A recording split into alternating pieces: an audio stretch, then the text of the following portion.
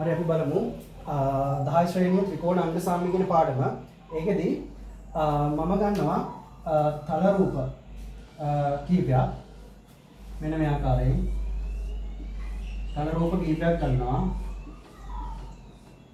මේ තල රූප හැදිලා තියෙන්නේ සරල රේඛා ඛණ්ඩ වලින් සංවෘත වෙලා. සරල රේඛා ඛණ්ඩ වලින් සංවෘත වෙලා තමයි මේ තල රූප හැදිලා තියෙන්නේ. ඒතකොට ඒවට කියනවා සරල රේඛීය තල රූප කියලා.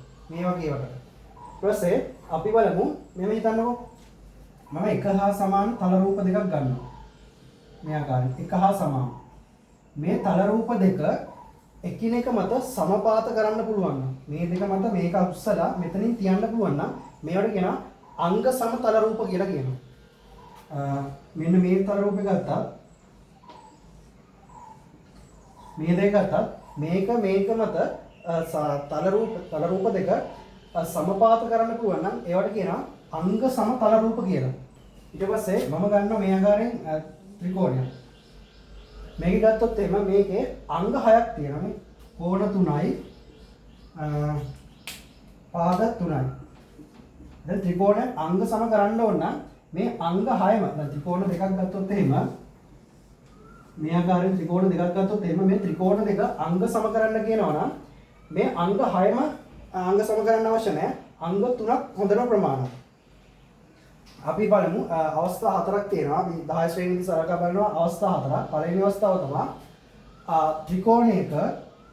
ත්‍රිකෝණයක පාද දෙකක් සහ අනුරූප කෝණය. මෙන්න මේ පාදය ABC ගත්තොත් එහෙම මේ AB කියන පාදයයි AC කියන පාදයටයි අතරමැදි කෝණය කියනවා අන්තර්ගත ත්‍රිකෝණය කියලා. අන්තර්ගත කෝණය කියලා. මේකට කියනවා අන්තර්ගත කෝණය.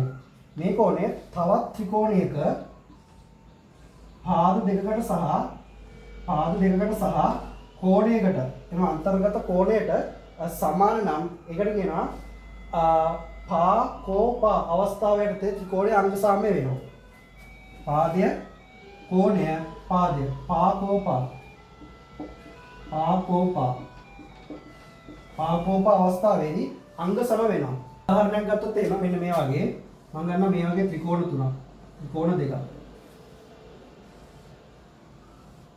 මේ ත්‍රිකෝණ දෙකේ A B C PQR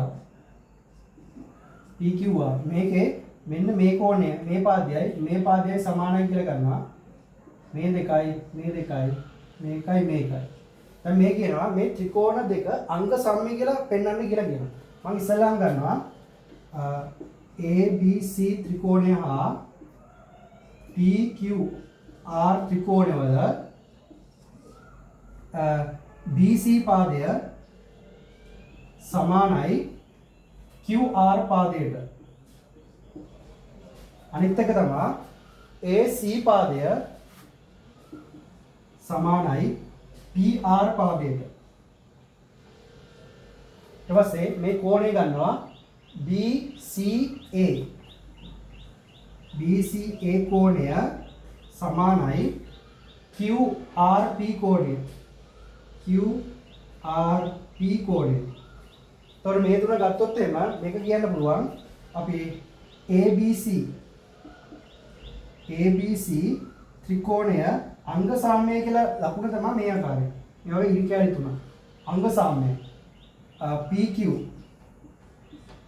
PQR ත්‍රිකෝණයට අංග සාම්‍ය. මෙන්න මේවට ඉස්සරහින් අනිවාර්යයෙන්ම ලියන්න ඕනේ මේක දී ඇති හේතුව.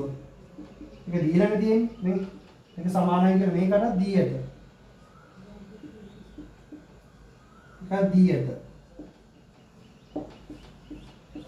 එතකොට ABC ත්‍රිකෝණය සහ PQR ත්‍රිකෝණය සමානයි. දැන් මේකෙදි මේ ත්‍රිකෝණය අංග සාම්‍ය කරන්නේ. එතකොට ඔටෝමැටිකලි මෙන්න මෙයක් සමාන වෙනවා. ඒ කියන්නේ ABC ත්‍රිකෝණය හා PQR ත්‍රිකෝණය අංග සාම්‍ය බැවින් AB පාදයක් PQ පාදයක් සමාන වෙනවා. අනිවාර්යයෙන්ම ලියන්න ඕනේ පාද කෝපා අවස්ථාව. පාකෝප අවස්ථාව. අපි තව එකක් ගමු. මෙන්න මේ ආකාරයට.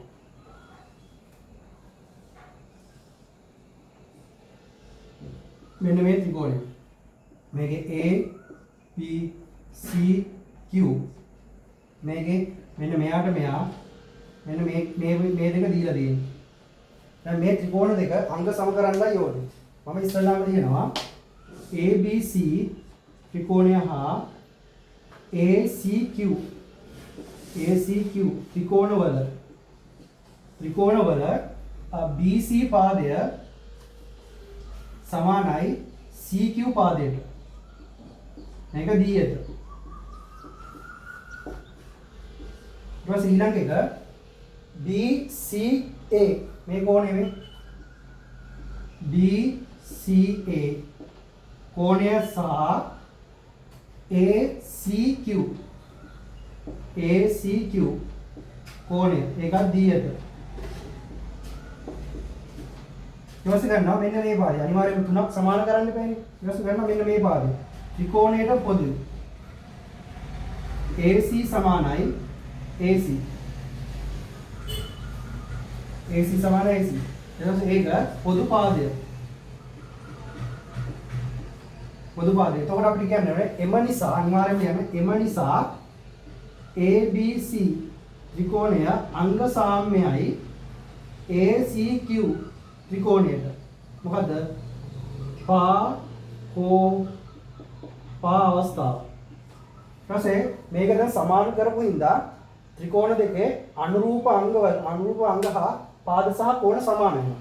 දැන් අනුරූප අංගට මේක සමාන කරන්නේ මේක අංග සාම්‍යයි. එතකොට මෙන්න මේ පාදයයි මෙන්න මේ කෝණ. මෙන්න මේවා සමාන වෙනවා. හරිනේ?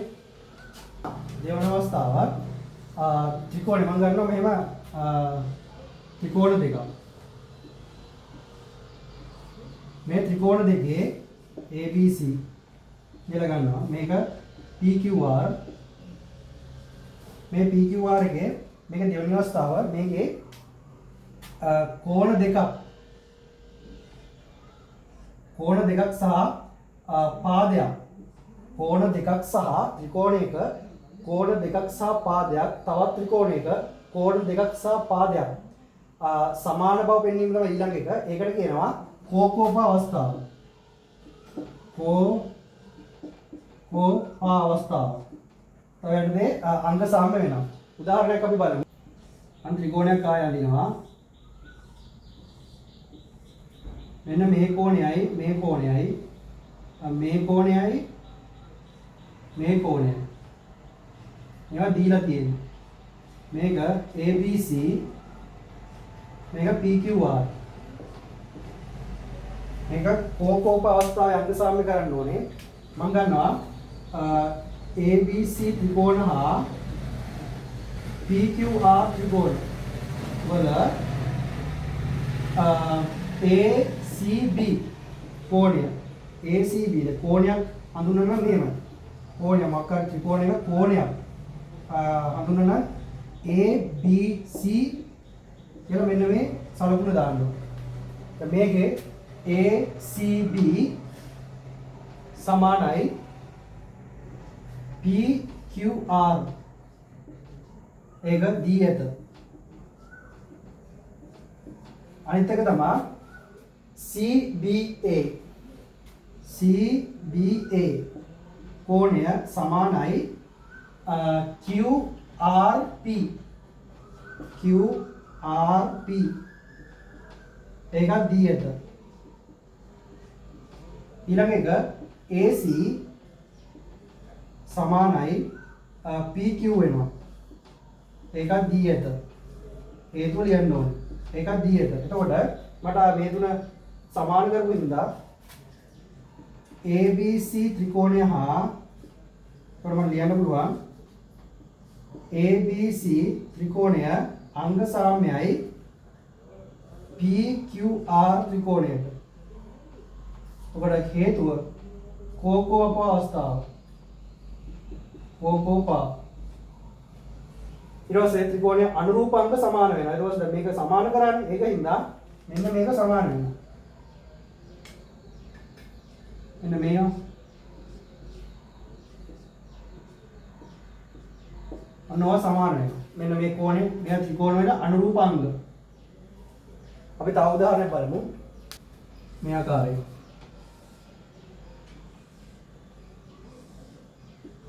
A B C E කියලා මම සලකුණු කර ගන්නවා. මෙන්න මේ කෝණයයි දීලා තියෙන්නේ. මේ කෝණයයි දීලා තියෙන්නේ. අද උත්තර දීලා තියෙන්නේ. දැන් මේ ත්‍රිකෝණ දෙක අංග සාම්‍ය කරන්නයි ඕනේ. මම ගන්නවා ABE ත්‍රිකෝණය හා BEC ත්‍රිකෝණවල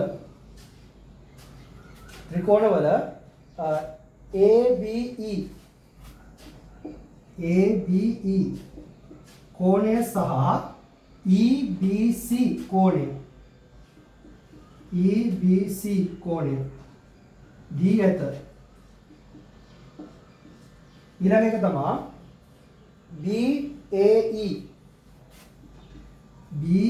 BAE ත්‍රිකෝණය සමානයි කෝණය සමාන වෙනවා. මෙන්න මේ ත්‍රිකෝණේ BCE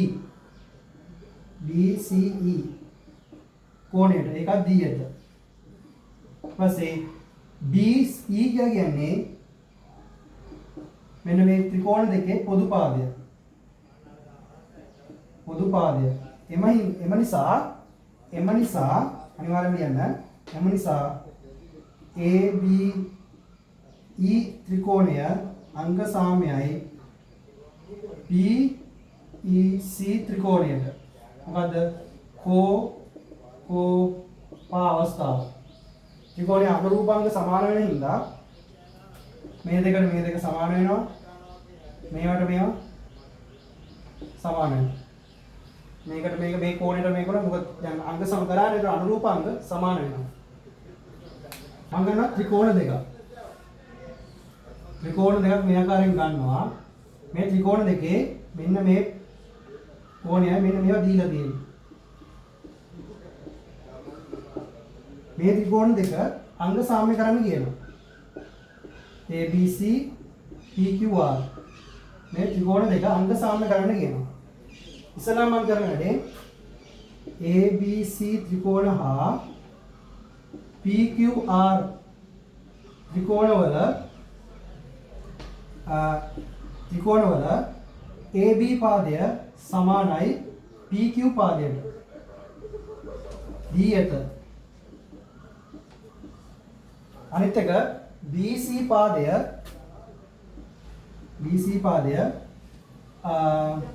QR පාදයට සමානයි දී ඇත. අනිත් එක AC පාදය PR පාදයට සමානයි දී ඇත. එතකොට මට එම නිසා කියන්න පුළුවන් ත්‍රිකෝණයක පාද තුනක් තවත් ත්‍රිකෝණයක පාද තුනකට සමාන නම් එම අවස්ථාවල න පාපාප අවස්ථාව. එතකොට ABC ත්‍රිකෝණය අංග සාම්‍යයි PQR ත්‍රිකෝණයට. මෙය පාපාප අවස්ථාව.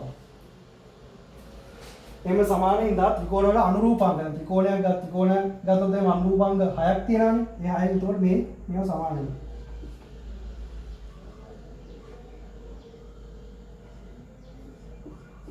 එන්න මෙයන් සමානයි කෝණ.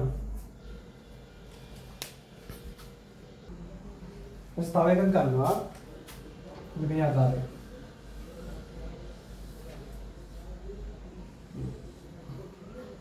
මේක දීලා තියෙනවා මෙන්න මෙයයි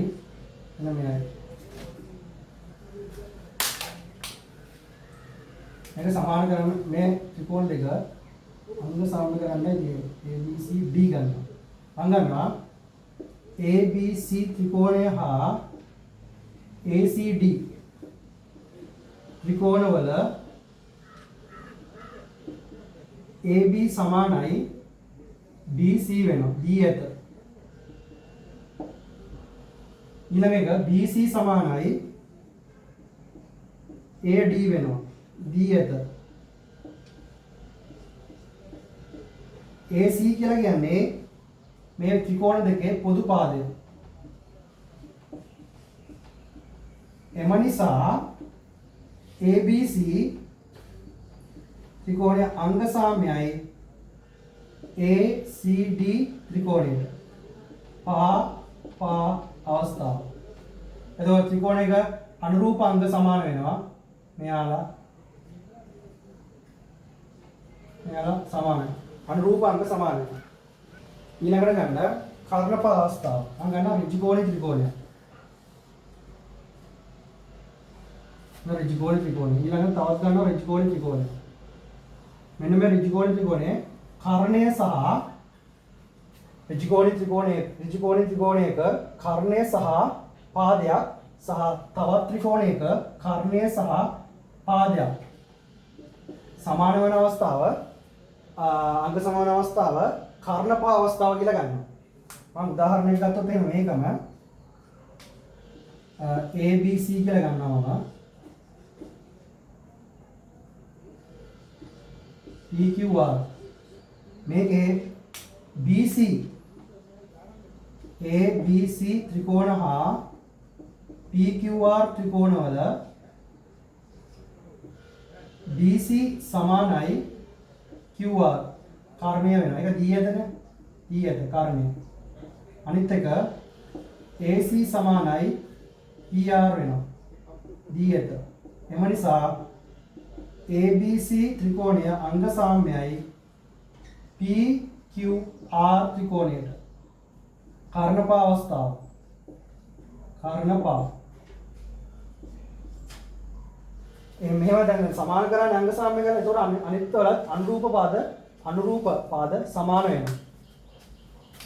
මේ කෝණය මේ කෝණයට මේ පාදයට සමාන වෙනවා. මොකක් හරි ප්‍රශ්නයක් දීලා කිව්වොත් එහෙම මෙන්න මේ නිකන් හරි ප්‍රශ්නයක් දීලා තිබ්බොත් එහෙම AB සහ PQ සමානයි කියලා බව පෙන්වන්න කිව්වොත් එහෙම ඉස්සල්ලාම කරන්නේ මේ ත්‍රිකෝණ දෙක අංග සාම්‍ය බව පෙන්වනවා. මේ ත්‍රිකෝණ දෙක අංග සාම්‍ය බව පෙන්වලා ඉවර වෙලා ඒක ඔටෝමැටිකලි ABC PQR කෝණේ කොහොමද අංග සාම්‍ය වෙනවනේ. එතකොට ඒ ත්‍රිකෝණ දෙකේ අනුරූප පාද අනිවාර්යයෙන්ම සමාන වෙනවා. ඒ නිසා එතකොට මේ දෙක සමානයි කියලා පෙන්වන්න පුළුවන්. සරලයි.